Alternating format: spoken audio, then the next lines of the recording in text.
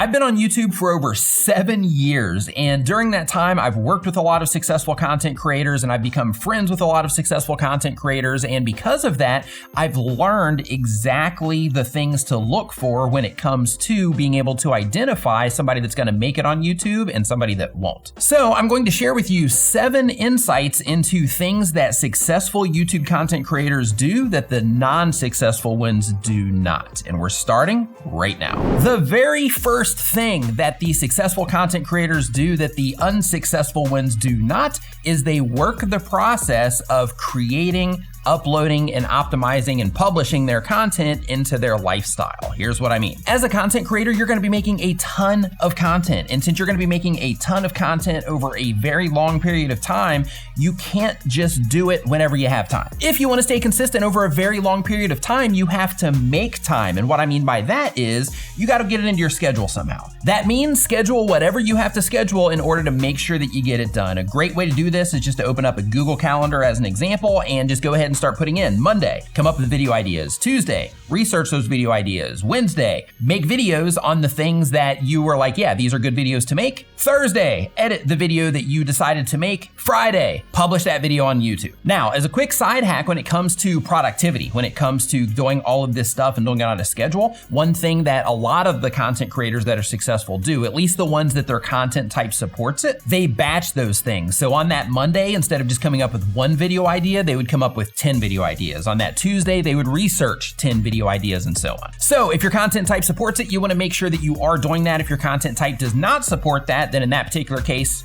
it's okay, do what you can. But the idea is to prioritize making content that you can publish to the internet, be it YouTube, TikTok, Instagram, wherever it is that you're putting your stuff. Make sure that you are prioritizing the process of getting your content together. The next sign that you are probably going to be a successful YouTube content creator is that you are into YouTube. And I don't mean that the way that you're probably thinking that I mean that. What I mean is, of course, you're into the culture, you're into the whole YouTube thing, but at a deeper level, when you're watching videos, you're not just watching videos. Instead, you're watching the creators that you enjoy and you're looking at how they put their videos together. You're looking at how they hook their viewers at the beginning of their videos. You're looking at how they end their videos. You're looking at how often they cut, the music they're using, and all of the things that they're doing within their videos. When you're sitting there scrolling through your phone looking for stuff to watch, you're looking at thumbnails, you're looking at titles, and you're screenshotting things to where you're like, hey, that's a really good title right there. I almost clicked on that. Or that's a great title. I clicked on this. So that you can see how other content creators do what they do that's causing them to get success so that you can take away some information from that you could possibly apply to the content that you're putting together. And look, I'm not saying that it's weird to just watch videos if you're a content creator, because that's, of course, that's obviously like a silly thing to say.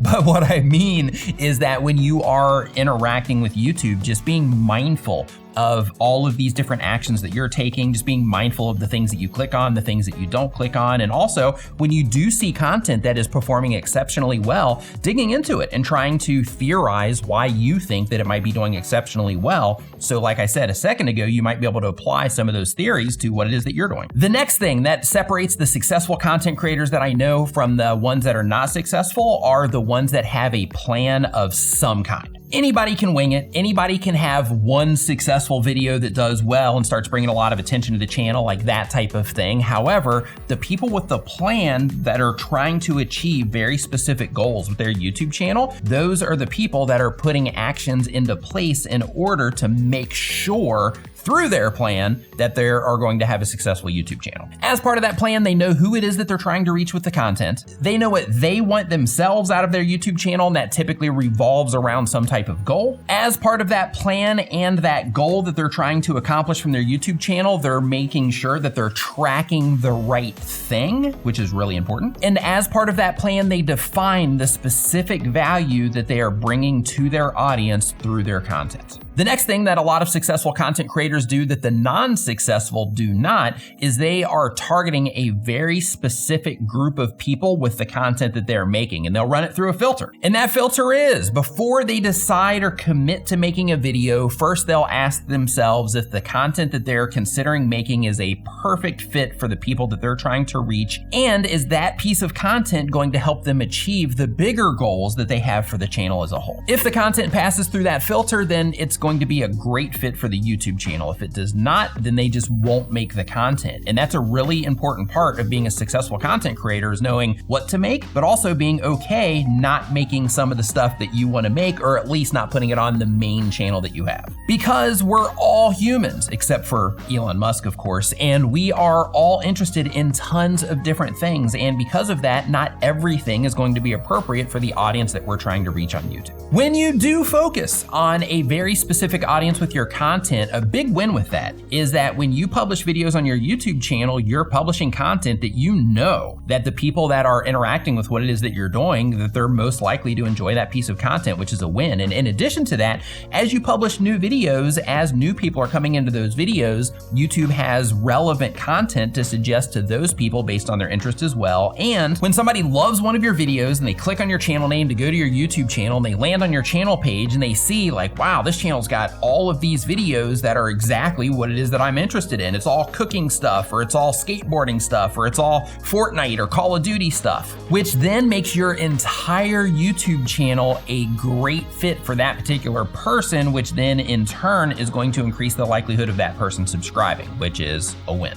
And as a little side tip, just in case you're new to YouTube, channels that focus on a particular audience, they typically grow faster too. So if you're really wanting to get things moving in this coming year, make sure that you are focusing on a very specific audience for your content. The next thing that successful content creators do that the non-successful do not is they are constantly learning, but learning only gets you so far. The next thing that they do within that learning is they apply what it is that they learn. They run tests on their YouTube channel through the content that they're publishing to learn how the things that they're learning are impacting their audience, their channel, how it applies to the videos that they're putting out, and all of that. Unfortunately, watching YouTube videos isn't enough. Listening to YouTube podcasts, it's not enough. Reading YouTube related articles and blogs, it's not enough. You got to take that information in, apply it to your channel by testing all of the different concepts that you hear about. And of course, testing the ideas that you come up with as well, because just because you're new doesn't mean that you can't have some great idea that you can apply to your YouTube channel that will make it take off. Which brings me to the next thing that most successful content creators do, which is experiment. Look, on YouTube,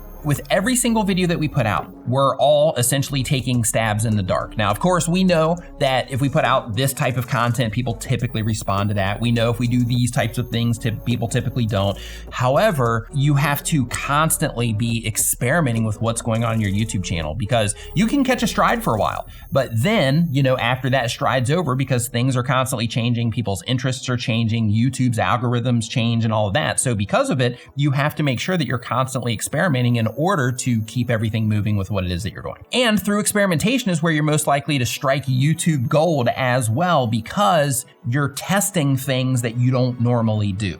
So in that particular case, what ends up happening is you try a video idea that's relevant to your audience, of course, but you try that video idea and you try something that's fresh and new for your audience, but it still pertains to their interests. And sometimes those videos are gonna flop, but other times those videos will be the videos that will put your channel on the map. So because of that, do not be afraid to experiment, especially as a new content creator. The next thing that successful content creators do that the non-successful do not is they just don't quit. So, they say that in order to fail, you have to quit, right? Because as long as you keep going, you keep trying, like you are going to figure it out. But at the end of the day, a lot of the people that could have possibly succeeded are the people that ended up just closing everything down and they're like, you know what, YouTube isn't for me. I did it for a month, it didn't work out, I didn't get the views that I want, or I did it for 6 months and I didn't get the views that I wanted there, or I did it for a year and I didn't get the views that I wanted there, so now I'm just gonna go ahead and wrap it up. This YouTube thing isn't for me. And you know what? It might not have been, but I guarantee you within all of the people that have quit YouTube that there are a ton of them